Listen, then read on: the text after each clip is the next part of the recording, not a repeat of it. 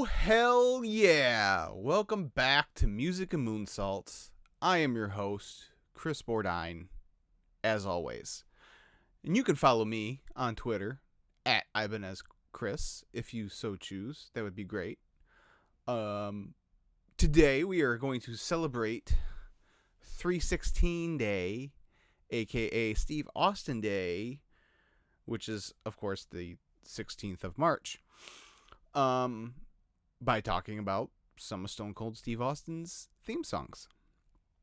But before we get to that, please leave a thumbs up on this video and subscribe, easy for me to say, to the channel if you haven't done so already. Leave a comment if you feel so inclined. Also, go to your favorite podcast app, be that Apple Podcasts. You can leave me a 5-star rating and leave a nice review. You can follow me on Spotify. Or if you're kind of not sure where you can find me, go to anchor.fm/Christopher-Bordine5 or search Music and Moonsaults, and they'll point you in the right direction. Now, please do all that. Do not make me come and find you, stomp a mud hole in you, and walk it dry. I don't want to do that. Anyways, I digress. So yes, Stone Cold Steve Austin, probably, if he's not number one, he's number two as far as all-time, whatever metric you want to use, draw, money-making, all that good kind of stuff. Steve Austin is the man. And he's got one of those themes, or a couple, that you just are just instantly recognizable from the moment it starts. So we are going to focus in on those one or two themes today. I'll touch on all the rest of them briefly. But again, in an effort to streamline these videos a little bit more and not have to be rambling on to myself for an hour, I kind of want to just focus in on the main ones. So that's what we're going to do. To help me, I found a really good article from a few years ago. I think it was 2018. It was on SI.com. It was written by Justin Barrasso. And he interviewed Jim Johnston. And you've heard me mention Jim Johnston's name a lot on these videos. Because, again, he's responsible for the vast majority of all the classic entrance themes of superstars that you know and love. From about, the mid to late 80s until just, 5 years ago or so, he was the man. There's some done by Jimmy Hart as part of, when they were doing like the Pile Driver album or the, those early wrestling albums. Jimmy Hart was really a huge part of those, but for the most part, Jim Johnston is the name that everyone knows. So Justin Barrasso interviewed him a few years ago, specifically about creating Stone Cold Steve Austin's theme song. So we are going to talk about that. And I also I stumbled across a YouTube channel called History of Wrestling Music. And I will link the video on Steve Austin that I used as reference in the info section down below. So if any of the dates I give you are incorrect, please don't yell at me. I got it from somewhere else. I'm hoping that this is all good information because it's a resource that I will definitely like to use in the future because it'll save me a lot of time and frustration, especially since when WWE Network switches over to Peacock, the ability to jump from segment to segment will be gone. So that will be a pain in the butt going forward. So hopefully these videos are accurate, and you can go and give them some love too. But yeah, so we're going to get started here. Everyone knows, Steve Austin debuted in WWF at the beginning of the year in 1996, very early January 96. And he came in as the ringmaster, and he was managed by the $1 Million Man, Ted DiBiase. And so for the first, couple weeks or so, he would come out using $1 Million Man's theme song. Wasn't long after that, later on the month of January, he started using his own theme song. And this first theme that Austin had, it was kind of like from a movie, like a thriller, a real suspenseful, I would say. Almost like, you're watching the movie and someone doesn't know there's someone creeping up behind them from around the corner to murder them. And that's, he's said in a couple of his documentaries that I don't remember which serial killer, but, he got the Stone Cold moniker in a roundabout way from watching a documentary or something on a specific serial killer. And that's, when he went to creative with that idea, they came back with, Fang McFrost and Chili McFreeze and all these weird names until finally, with the help of his wife at the time, he came up with the Stone Cold moniker. So he has this theme song from, late January 96 all the way through that summer. In June, he wins the King of the Ring and cuts the famous promo. The reason why March 16th is dubbed Steve Austin Day is because at the King of the Ring 1996, he uttered the famous promo, Austin 316 said, "I just whooped your ass." And that just blew up. He was a heel at the time, and all of a sudden, there's signs all over the place saying Austin 316. They make the t-shirt. This is not an authentic original Austin 316 t-shirt. This is a reprint off a WWE shop, which I'm glad they're doing. There's a lot of old school shirts that they have reprinted over there, which is cool. It allowed me to get a couple that I didn't have a chance to get one back in the day. So, but anyways, and so he starts this feud with Bret Hart, and all the while, he's calling Bret out when Bret's not there. He does the feud with Pillman. The infamous Pillman's Got a Gun segment on Raw happens. And then in late October of 1996, October 20th to be exact, the first iteration of the classic, iconic Stone Cold Steve Austin theme we all know and love debuts.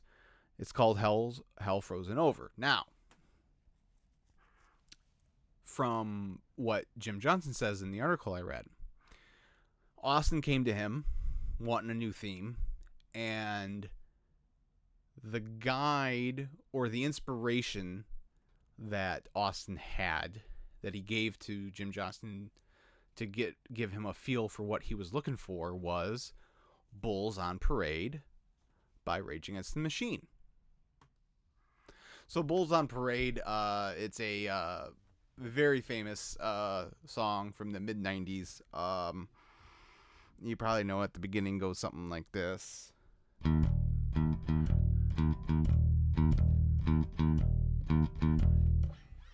Something like that. So yeah, that's the inspiration that Steve Austin had, and he gave to Jim Johnson to create a new theme song for him. So Jim goes to the studio, and he's, he knew he wanted something with that's very driving, so like just da da da da da da, like that. And so eventually he stumbles upon the famous Steve Austin riff.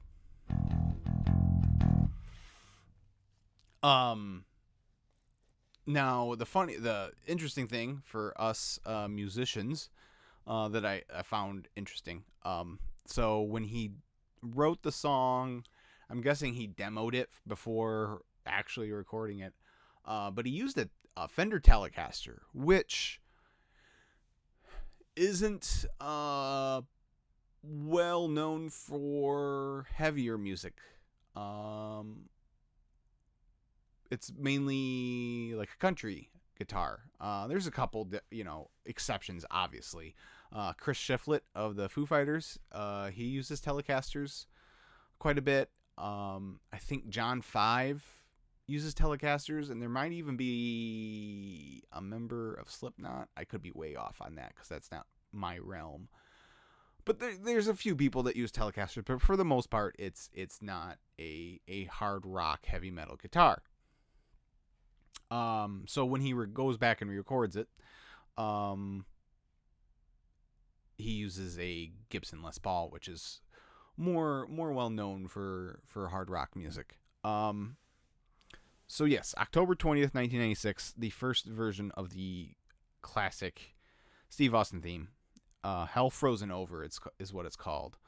And this one, it sounds like it's recorded. I don't know. It kind of sounds like it's recorded through a boombox, to be honest with you. But it's the theme, and then fast forward to February 3rd, 1997. So after he wins the Rumble, the next iteration, called Cold Hearted, is introduced. And this one, it's kind of weird because, so normally the glass breaks, which we'll get to the glass break here in a second because I found this really interesting as well. The glass breaks, and it goes. Oh, I turned it down. Let's try that again. Glass breaks.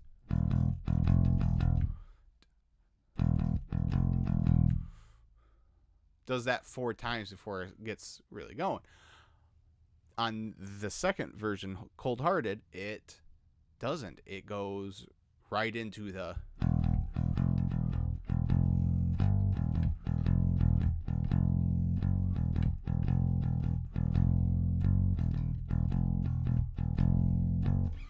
which I found kind of interesting. So then the more I think about it, I'm not sure this video was correct. So, bear with me. The third version, which is the version that everyone, the most recognizable one, the one that he uses to this day when he makes appearances, is called I Won't Do What You Tell Me. This one sounds a lot more polished without sounding overproduced. It's the intro, and then all the other stuff in between. So from the research on this video, it says he debuted it in October of 98, but I could have swore that he was using it before then. So yeah, but somewhere in that time frame is when he got the classic theme that everyone knows and loves. And he uses that until November of 1999, which is when, Rikishi runs him over with a car. And he goes on the shelf for a while. Until the following, I think he comes back at Unforgiven. Unforgiven 2000. And he's got a new version of the familiar theme. So he comes back at Unforgiven 2000 on September 24th, 2000, obviously. And he's got a new version. Still the glass breaks. And it's still the same melody, but it's a lot heavier. It's a lot deeper. So, for pictorial sake. The original is an E.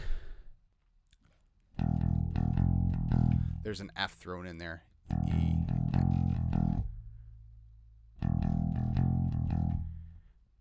E, E, E, F, E, E.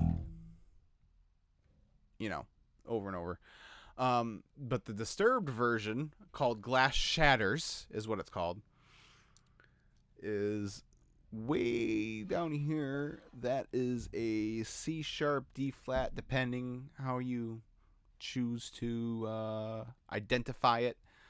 For me, it depends on the song, whatever helps me remember it better. But so it's we'll call it D flat because the other note is D. So it's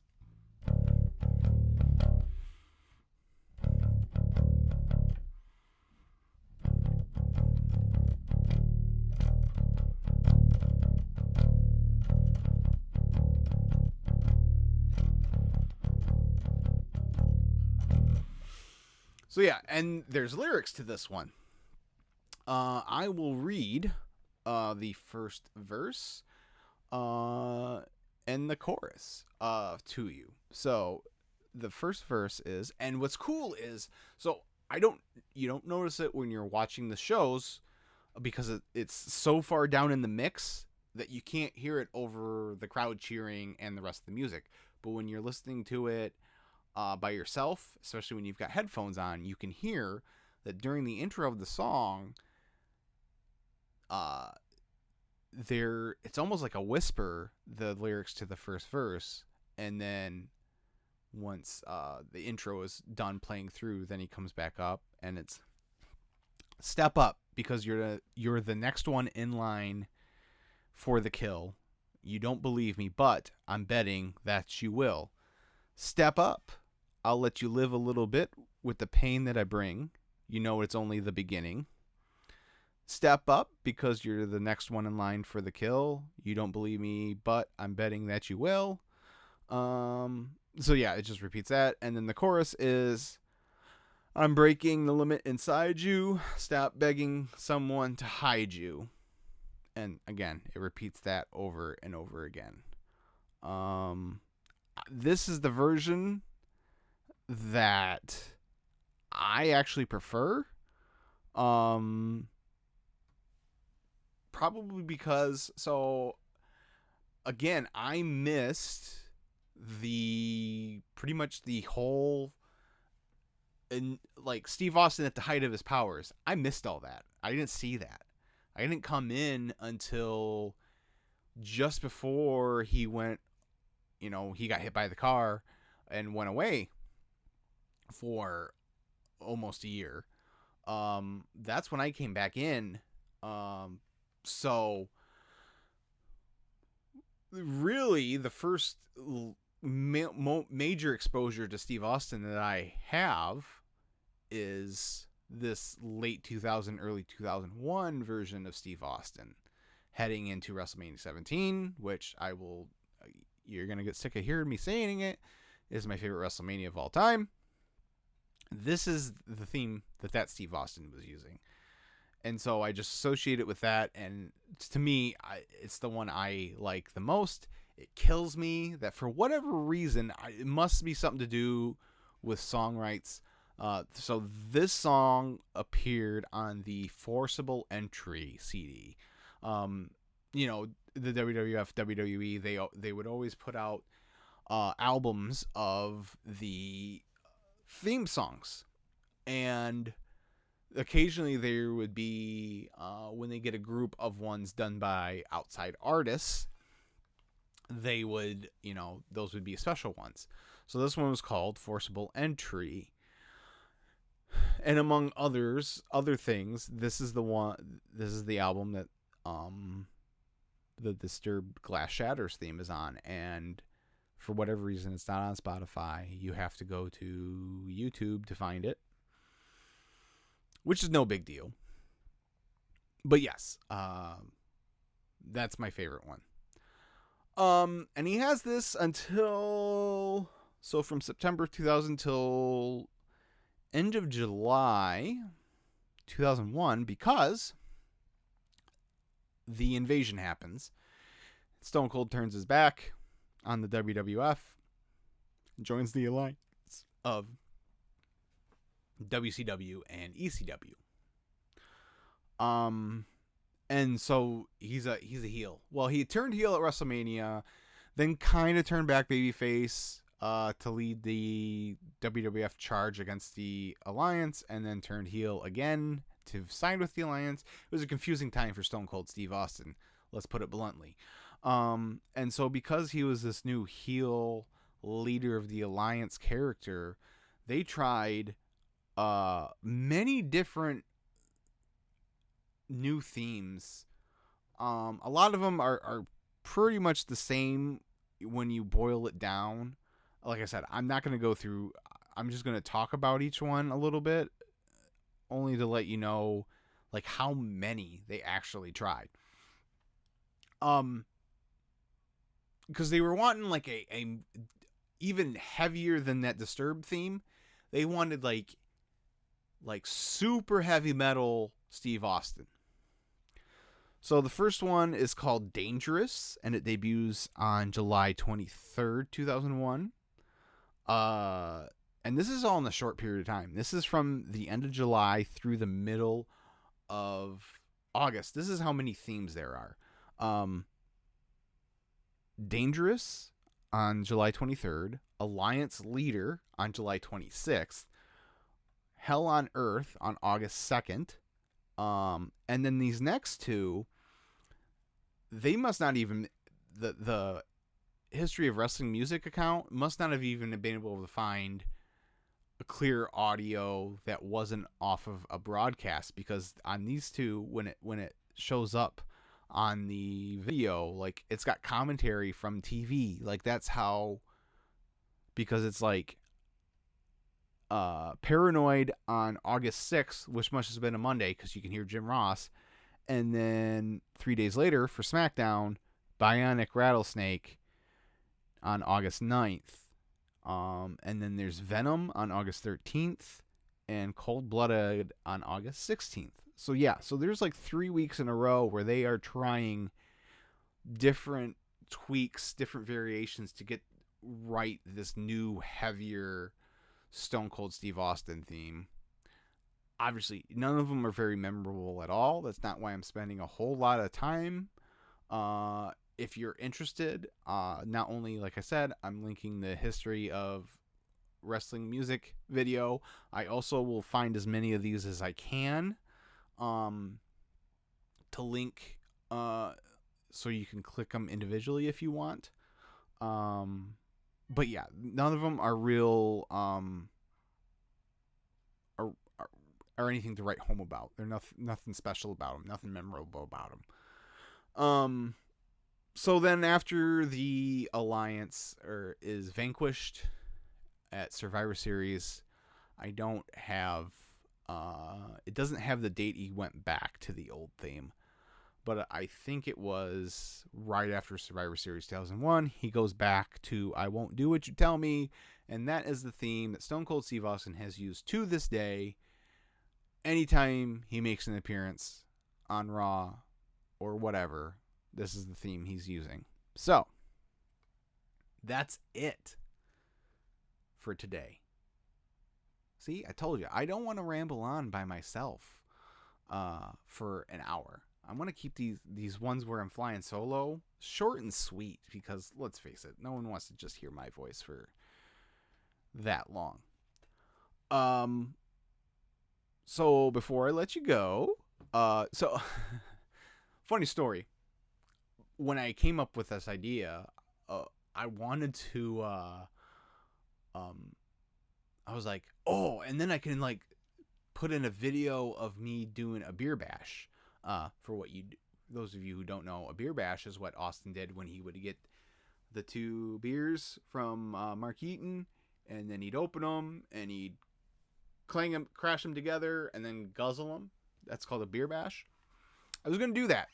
I decided against it for a couple of reasons.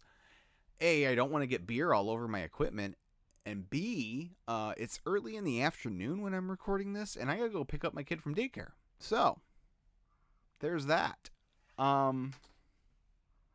yeah. So, anyways, um, I hope you like this. I hope this new format is gonna work out for everybody. I hope people take to it. It's more digestible. Um, and yeah, I enjoy it. So if you could, please, once again, leave a thumbs up and subscribe and all that good kind of stuff. I really would appreciate it. It would really mean a lot to me. Um, if you haven't yet, please go check out the draft episode, the Wrestlemania Draft that I did with my buddy Matt, who's been on here a bunch, and Joe Hulbert and Jeremy Lambert of the Distraction from Fightful.com. That was so much fun. Those guys are great. They've been specifically, obviously Matt's been encouraging this whole time because he's my friend, but Joe and Jeremy have been so supportive and they've been a good sounding board. As